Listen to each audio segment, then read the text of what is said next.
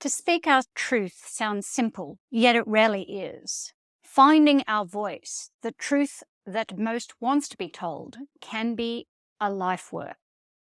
Think about how difficult it is for you to ask for something significant, a specific direct request. As children, we are edited to the degree that to speak truth might be shameful. We might need to obfuscate to enable a mode of safe survival. Keep quiet. Don't ask too many questions. Don't be rude. We learn quickly that others may seek their power injection through shaming us. Those cruel names, fat, small, black, ginger, skinny, stupid. We get told we are selfish and greedy without a proper context, a label of convenience to avoid the discomfort of the naming person. To speak truth requires maximum care. I must care more about speaking the truth than I care what you think of me. Hello, this is Christine McDougall, and this is Sunday Syntropy for March 5th, 2024. The topic, Speaking Truth to Power, Courage in the Age of Lies. Can we overcome that deep-seated desire to be liked, to be nice, to be right, to be one of the in group? To speak our truth, we need to reach into the depths of our soul and carve words from the subterranean rocks of our existence. It can take decades of development, of growing courage, of speaking partial truths, of speaking clumsy truths, of being cast into the slag pile of the shrill, a more regular label if you are a woman. We must care so much about the truth we desire to speak that we care less about what people will think of us or how some will respond. Truth is hard, harder today than ever before. The world of asymmetrical power, money, status, roles, profits and grows from lies, more emboldened now than ever. The trolls wait under the bridge of social media to suck the blood from almost anyone, a sport that gives them some strange evil joy. Even politicians these days arm themselves with law that keeps them in the ivory tower of protection, as the proles are starved of the same. Yet truth is also vital. To speak truth now is to step into the arena of lions and sharks, a lone voice against a massive beast designed to stamp the truth speaker out at the first word. The ripple in the fabric of power, the very same that eventually causes a great unraveling, begins with the first word, and those in power know it. To find our own truth, the words most want to be told, the words that cry in the echo chambers of our being in the dark hours, like children lost, is often a response to our unraveling. This is the tragedy. To find our voice, the path is often the one of almost complete disintegration. We must go to the bottom of everything we held as important and everything we believed we needed to protect against. What might people think? How will people respond? What will they say? Only when we go into the basement of our being and clear away all the rubbish we have accumulated through cultural stories, our fears and insecurities, and the BS we tell ourselves, can we find the words that form a transmission. Clarity becomes power, not power over, but power as a current that flows from our being into the world as words drawn from the archives of my soul. This is to become a transmission. When you are unaware of a legitimate fire in your house and someone yells fire with the full force of their being, we get the transmission. Instantaneously, we move to action. Speaking truth can be wordless. A look, an action, as a transmission are equally powerful. To watch people speak truth to power is such a rare event in a world watered down on spin, obfuscation, and outright lies. Greta Thunberg is an example. She makes people extremely uncomfortable. If you feel uncomfortable listening to someone like Greta, Thoroughly examine the source of your discomfort. Is it because she is so young and speaks so forcefully to elders? Is it because she is a young woman? Is it because she calls a spade and is unafraid of naming things for what they are? Look behind the words, which you may not agree with, and find the potential and legitimate source of your discomfort. Grace Tame, the Australian of the Year 2021, is another young woman who speaks truth to power with both arrow-like precision and economy of words, plus the occasional splice of humour. I observe these two young women in their clear and unrelenting actions towards profound change. Their message is unambiguous. They care not a whit the status of power plays in the audience. They transcend politics and party lines. They name things for what they are, stand in the heat, and stay there as the stones of hate are thrown more frequently from the sidelines. People often tell me they want to find their voice. They want this level of clarity.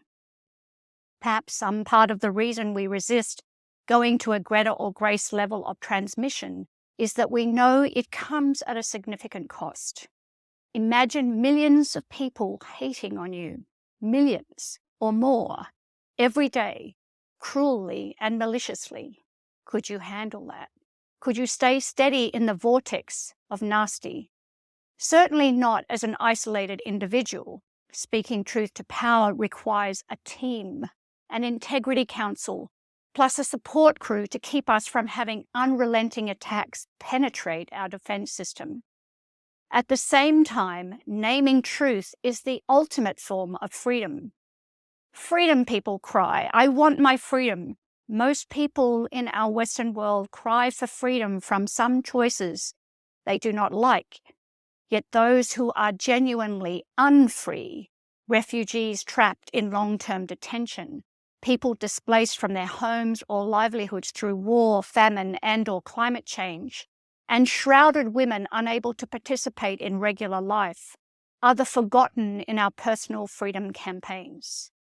To name truth, to reach inside and speak from the belly of our soul, to do so emboldened by love and care for something far more significant than ourselves.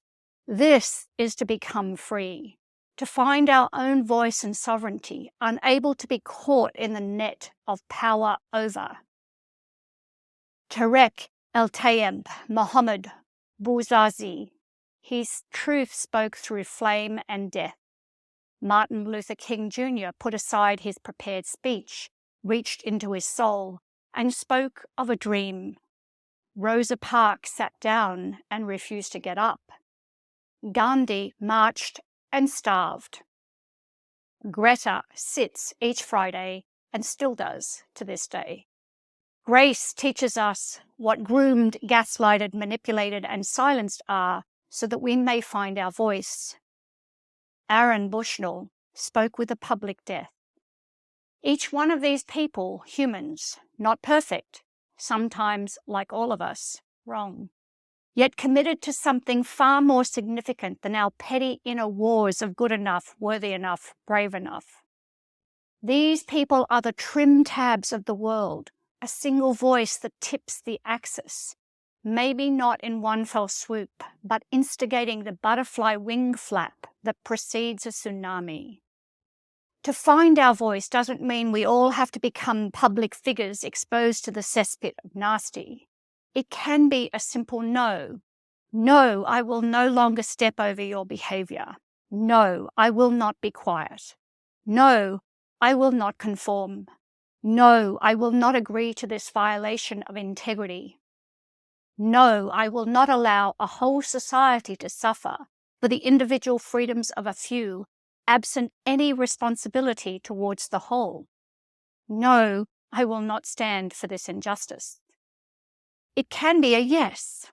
Yes, I will do this. It terrifies me, and I do not know how, but I must step out of my small existence. Yes, I will show up, speak up, stand up. Yes, I will take care of my mind, body, being. Yes, I will forgive. Yes, I will seek to understand. Every time we live in our lie and do not reach back into our soul and speak our truth, we violate the precious human we are. Many who now speak truth to power live in the shadowed world of silence and self-violation for so long that to not do so for another day became unendurable. Truly, fully unendurable, not living. Yet we all do this on the journey to no longer doing this. Hence, self-love and forgiveness become part of our speaking, along with incredible doses of humility. Remember that to speak truth to power is to care more about the other or the circumstances we are in than to care what people think of us. Humility is intrinsically wrapped in this impulse. I want to be moved. I want people to move me. This is what happens when truth is spoken. We are moved.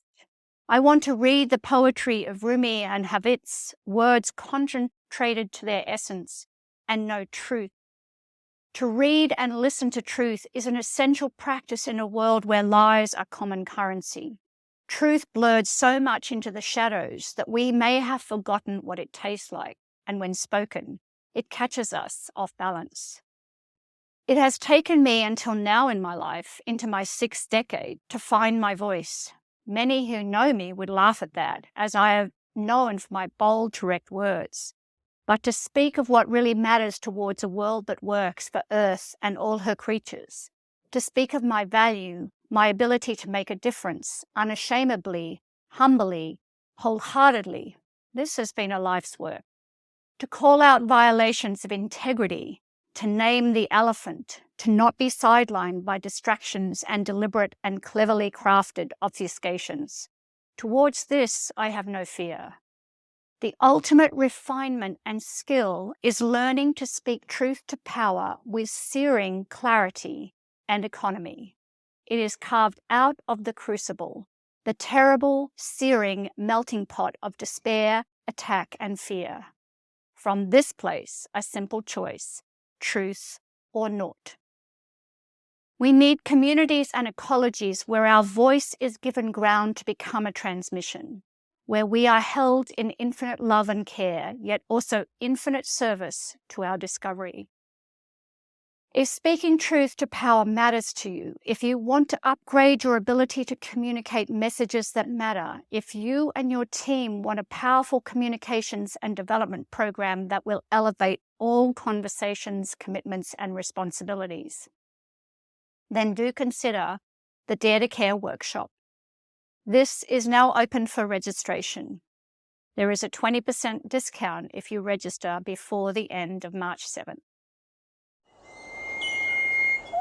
I love answering your questions. So if you have any questions for this episode or previous episodes, please visit syntropic.world/podcast and click the orange button. Hi, Steve from Melbourne here. And my question is...